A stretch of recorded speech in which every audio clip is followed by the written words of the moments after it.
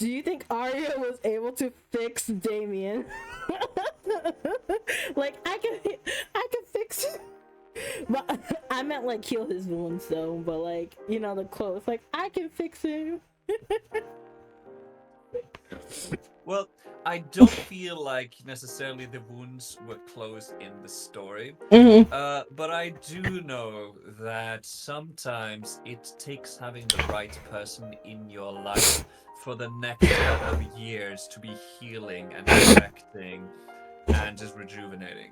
So I wouldn't necessarily say that she has fixed it, or be a little bit optimistic. I would actually be hopeful on the eventuality that they were to be, you know, there for each other. That leads to my next question. Do you think they're still together or they broke up? I don't. The chances are that he must. I mean, with his quite so volatile work, I feel like probably with a life immortal parent like Ethan Hunt style, he might have cut it off or like distanced himself from her. There would be no end to the drama between them. Like they need like a quiet life at a farm or something like that, over by a hillside overlooking the beach. I don't think they're gonna have anything like that. So you think they didn't end up together in the end? I don't. Ah, that's a tough one, actually. Lots of ways it could have gone, and it's a question of, is he mature enough to like? Oh, is he gonna put his career, that long-term career, on her first? Oh, that's tough. I feel like we haven't seen enough of the story to know these things, because this is like not just falling in love. This is like, what will you do with your life and how it relates to this partner you're devoted to, you know? So is Arya's choice a story you really want to see more of? Not just with your character, but other characters too. So I saw that this would like I'm sort of gonna might possibly talk more about this further on, but I realized that something that we didn't have too much of in the story was Damien interacting with other important characters and vice versa, and just like all the important characters interacting together. And I realized that you truly get to know characters when they talk to other important characters. Game of Thrones rocked that in its golden age. When I remember myself being like, oh my god, character A from a different continent and character B is gonna meet. What is their conversation gonna be like? Like that I've only felt ever in Game of Thrones. And it gave me a respect for the fact that two well-written characters interacting together will make them better than the sum of their parts. So just having a storyline that is mostly affixed to like getting to know Damien is well and good in many ways, but I think there is so much more meat to be taken part of if all of these characters have interweaving storylines or just like more chemistry together and stuff like that. I think that would be awesome. Or, you know, to just have drama, some actual, like, you know, hardships, the rocky relationship, like one of the characters doing something like objectively negative. Let's see, I mean, one, you can shoot for stars, which probably shouldn't in terms of scope, but I no doubt that this story could go so much further. Y'all's making me wish this was a Japanese anime instead of a visual novel. Yeah, like Arya, daijoubu. Arya-san. I was like, Nani?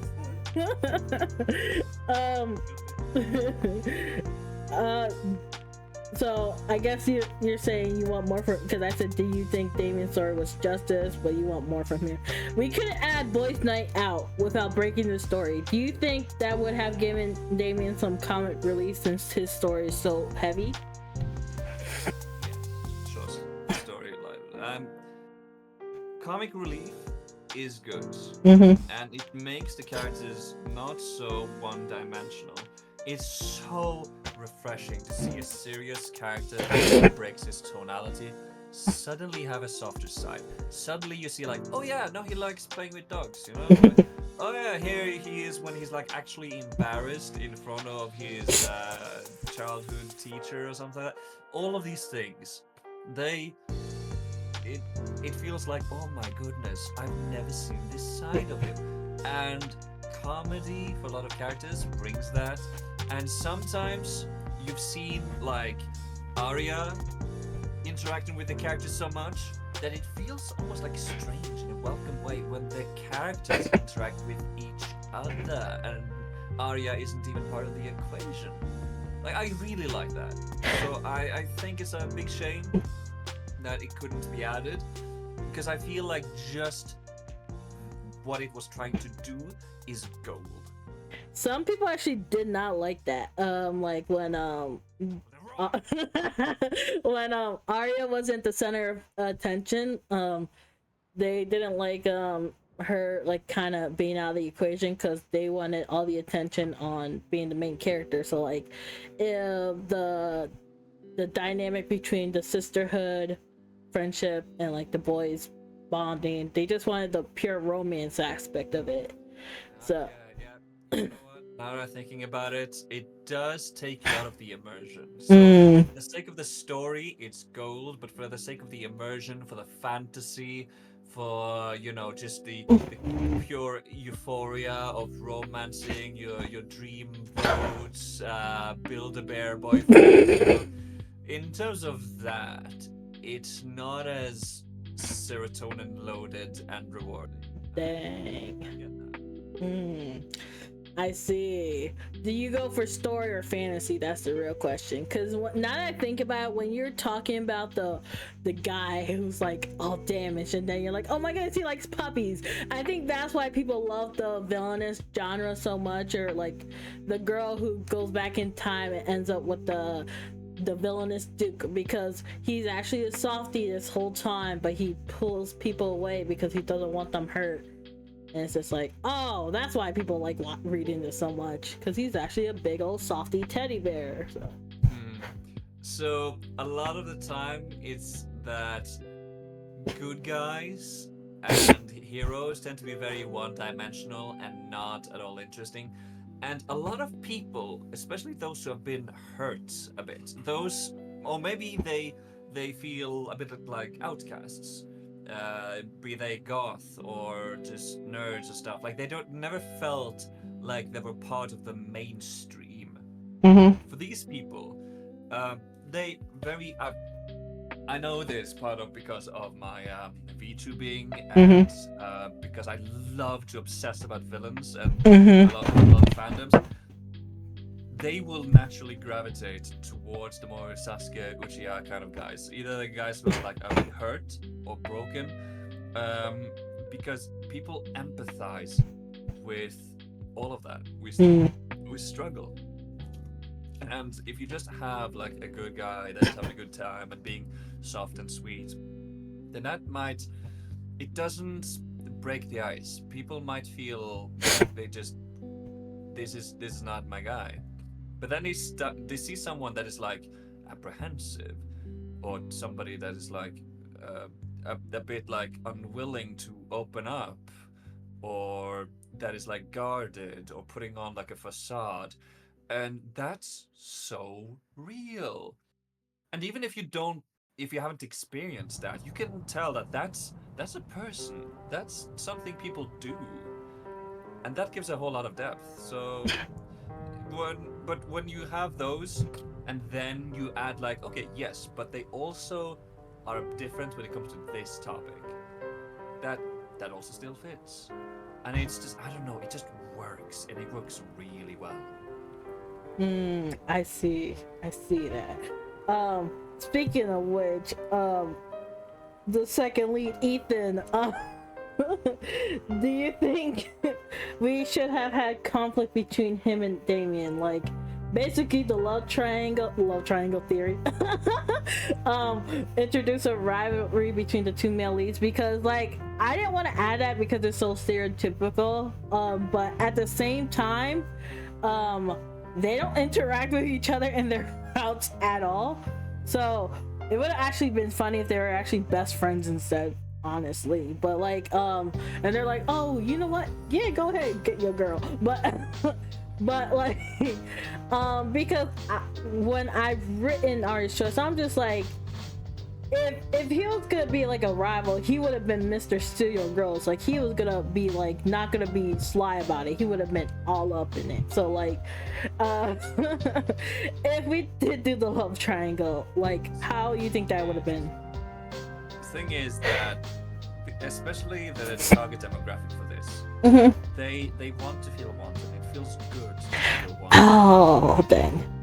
And because of that, there's something that just, you know, tickles you in a funny way when you have two guys competing over you and like actually getting like a little bit riled up and upset that they might be losing you to this dickhead. You know, if I can like swear on this thing. I'm just taking a bit of artistic liberty.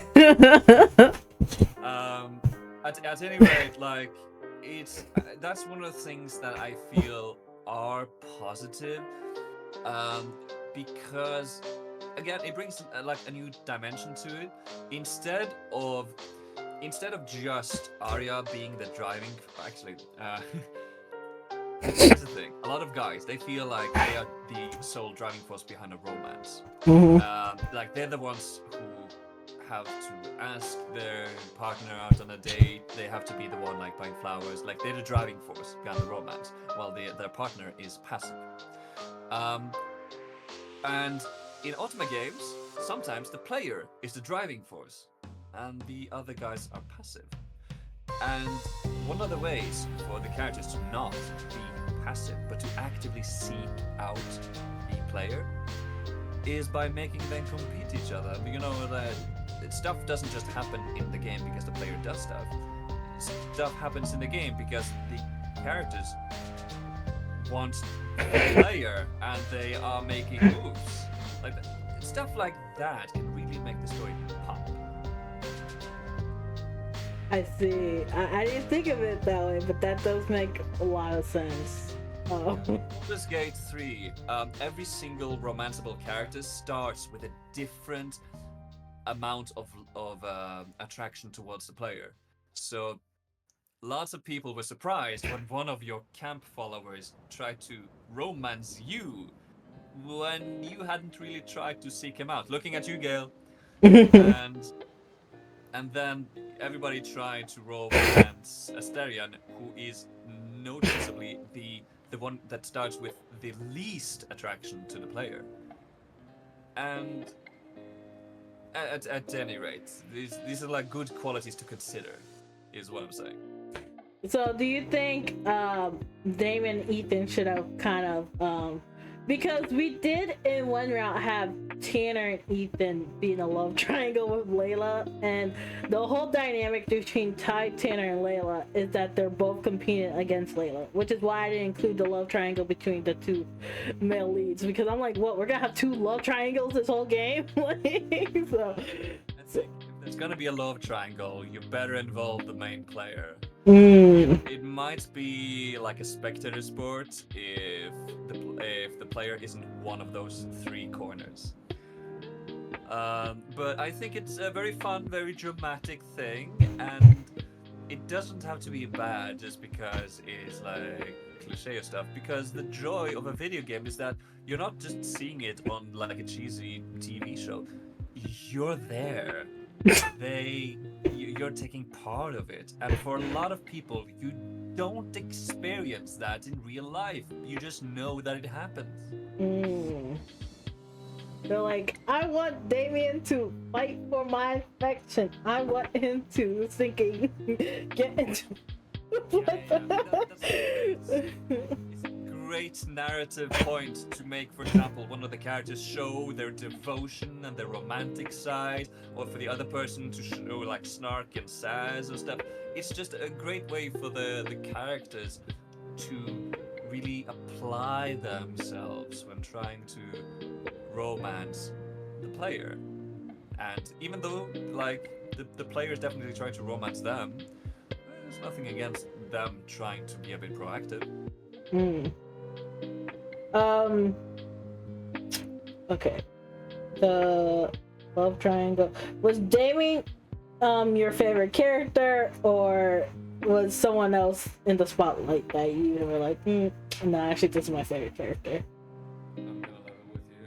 I haven't played so many target yet. From what you have played. Yeah, no, Dame is my favorite. He's the best boy, and you should all give him a shot. What about, is your partner also Team Damien, or does your partner be like, actually Team Ethan? My partner is Team Ethan Whispers. It's kind of the thing. So what I'm saying is like you, when they're going through it, you better have done my character justice. Otherwise, I'm gonna be very interested seeing like what they say. But yeah, I enjoy Damien. And right now, at the very least, it's my favorite. I would like to be pleasantly surprised, and we'll see if that happens. So what you're saying is that for anyone who's playing on itch.io, they should give the game a 5-star rating and a good review. Yes, please.